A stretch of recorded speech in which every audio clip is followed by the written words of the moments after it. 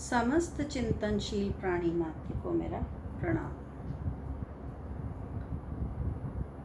जब मैं प्रणाम कर रही हूँ तो इसमें आपने ध्यान दिया होगा कि मैं इन शब्दों का प्रयोग करती हूँ, समस्त चिंतनशील प्राणी मात्र। चिंतन की क्षमता जिनके अंदर भी है, फिर वो चाहे मनुष्य हो अथवा मनुष्य न भी हो, तो भी चिंतनशील प्राणियों के लिए जो कुछ भी बताया जाने वाला है वह उनके बहुत काम आने वाला है। क्योंकि सबसे पहले मैं यह स्पष्ट कर देना चाहती हूँ, चूँकि अब हम श्री कृष्ण के मुखारबिंद से निकले हुए उन श्लोकों की व्याख्या कर रहे हैं जिनके द्वारा श्री कृष्ण ने भ्रमित, घबराए हुए, परेशान, हारे हुए, मानसिक स्तर पर हारे हुए, निराश, हतोत्साहित अर्जुन को यह ज्ञान दिया था, ताकि वह अपनी उस अवस्था से बाहर निकलकर पुनः अर्जुन के बारे में श्री कृष्ण ये चाहते थे कि वह अपना कर्तव्य निर्वहन, जो कि अर्जुन का कर्तव्य था, युद्ध करने के लिए खड़ा होना।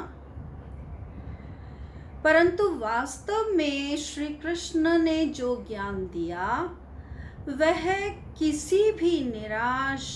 हतोत्साहित, परेशान, दुखी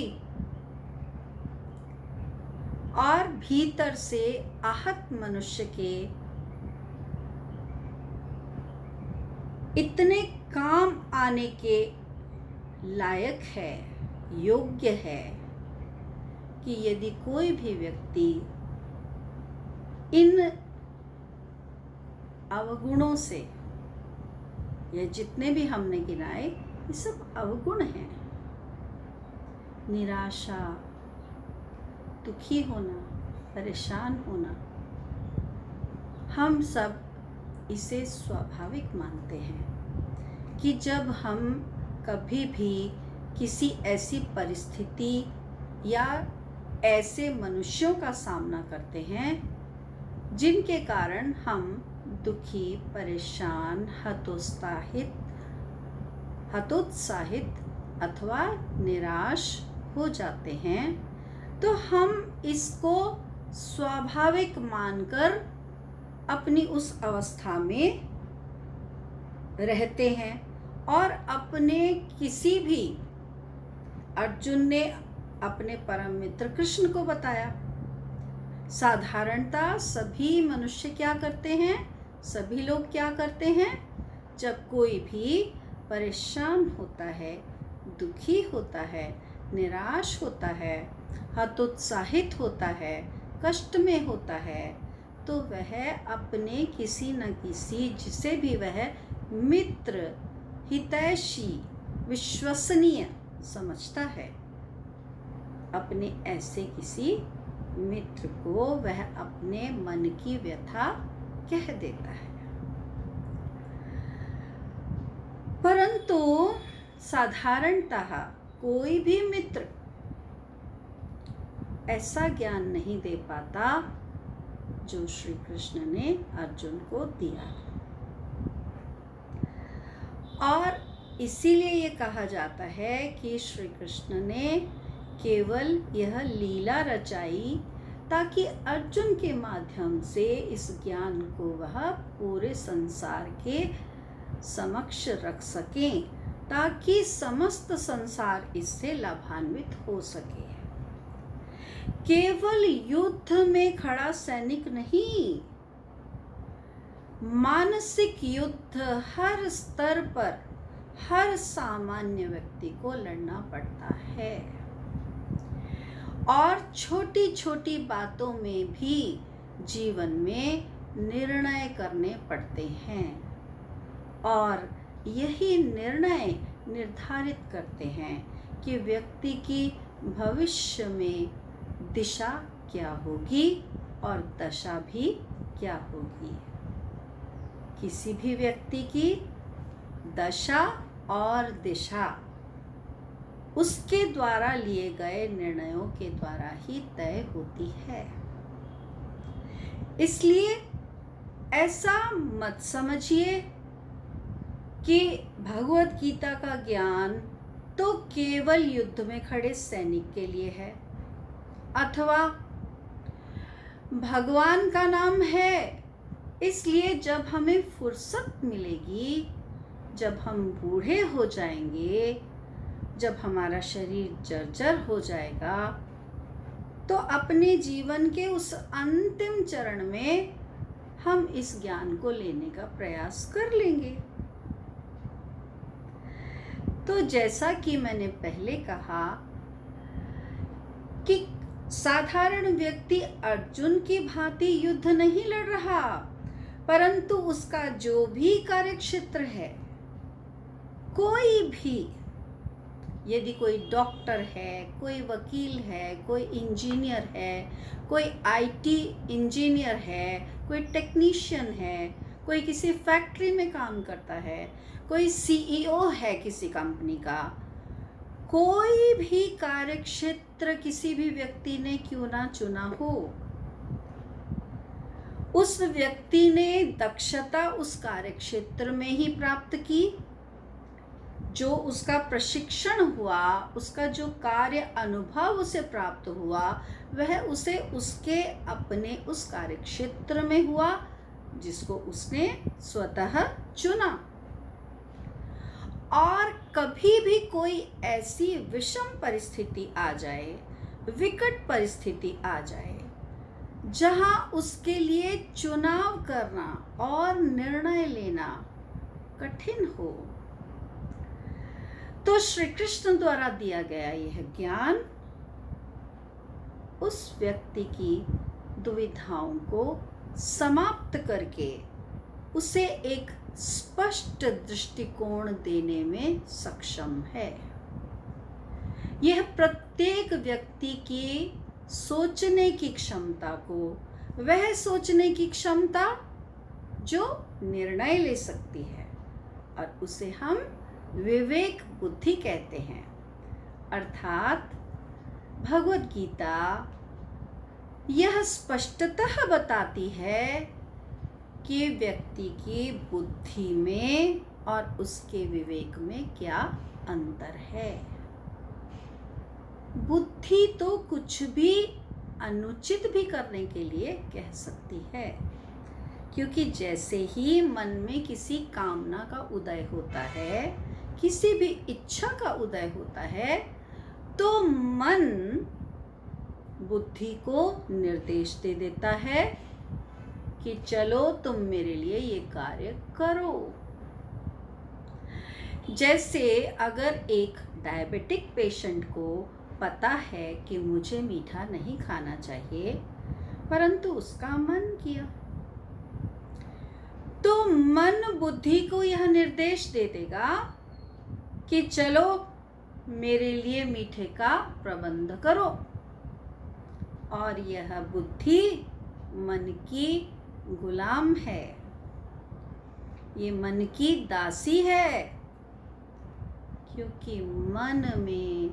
जो भी विचार उत्पन्न होते हैं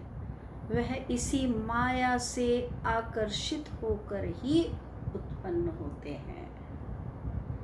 इस माया में इतने अधिक आकर्षण है कि कहीं ना कहीं, बल्कि एक के बाद एक कामनाएं पैदा होती ही रहती हैं, और यह मन कभी खाली हो ही नहीं पाता। एक इच्छा पूर्ण होने के उपरांत दूसरी, दूसरी के पश्चात तीसरी, तीसरी के पश्चात चौथी, और यही कारण है कि मनुष्य इच्छाओं को पूर्ण करने के पीछे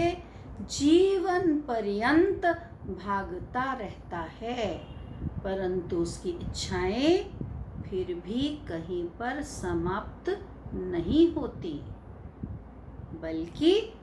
इसके विपरीत होता ये है कि जितनी अधिक कामनाएं पूर्ण होती हैं,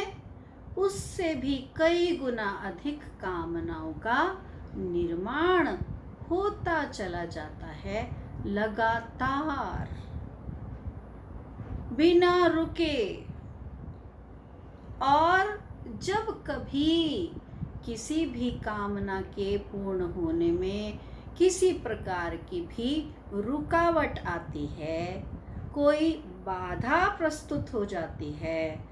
तो उसी समय मन यह दुख रूप की भावना को उत्पन्न कर देता है।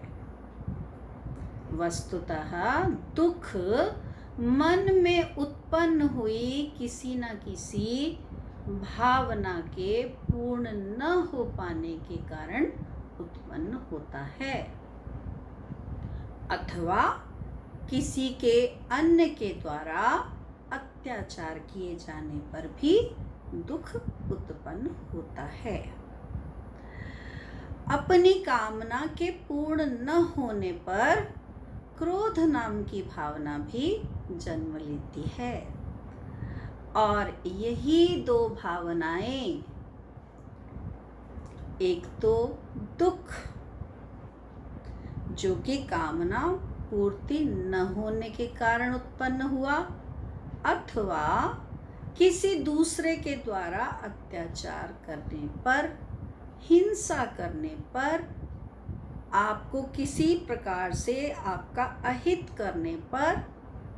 आपके अंदर वह दुख उत्पन्न हुआ। तो दो प्रकार के दुख अलग हैं। एक वह जो आपको किसी अन्य के द्वारा प्राप्त हुआ, क्योंकि किसी अन्य ने